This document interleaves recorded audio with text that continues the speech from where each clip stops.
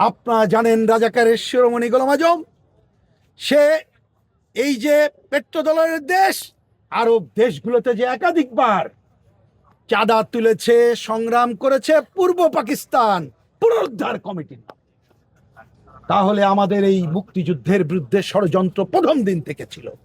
আমি ইতিহাসে আর যেতে চাই না। আমরা যে 24 অভূতপূর্ণ গণঅভ্যুত্থান করলাম তার অন্যতম কথা ছিল কি? গণতন্ত্র এবং বৈষম্যহীনতার কথা। কিন্তু এই শকুনরা কেউ কেউ আজকে নতুন ভাবে বাংলাদেশকে খামচে ধরছে।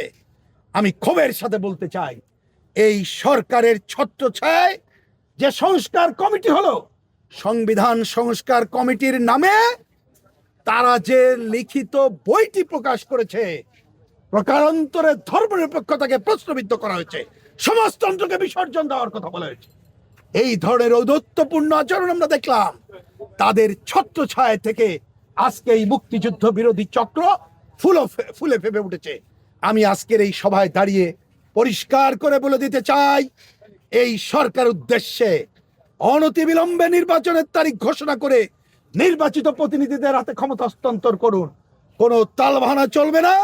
আর যে কয়দিন আছেন এই বিজয়ের মাসে পরিষ্কার ঘোষণা দেন, মুক্তিযুদ্ধের ইতিহাস ঐতিহ্য দ্বারা ধ্বংস করেছে তাদের বিরুদ্ধে ব্যবস্থা নেবেন এবং এই ইতিহাস ঐতিহ্য পুনর্নির্মাণ করবেন।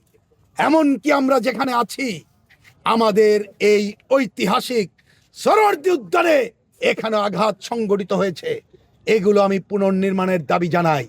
পুনর্নির্মাণ করতে পারবে না জানি, কিন্তু ঘোষণা চাই। যদি তারা এই ঘোষণা না দেয়, আমাদের বুঝে নিতে হবে যারাই হামলা করেছে প্রকারান্তরে তারাও হামলার সহযোগী।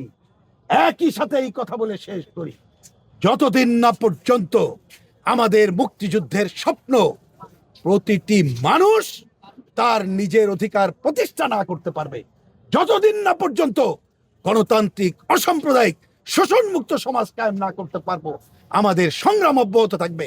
একই সাথে আপনারা শোনেন, মুক্তিযুদ্ধের সময় আমাদের বিরোধী শক্তি ছিল আমেরিকান সাম্রাজ্যবাদ সহ অনেকে।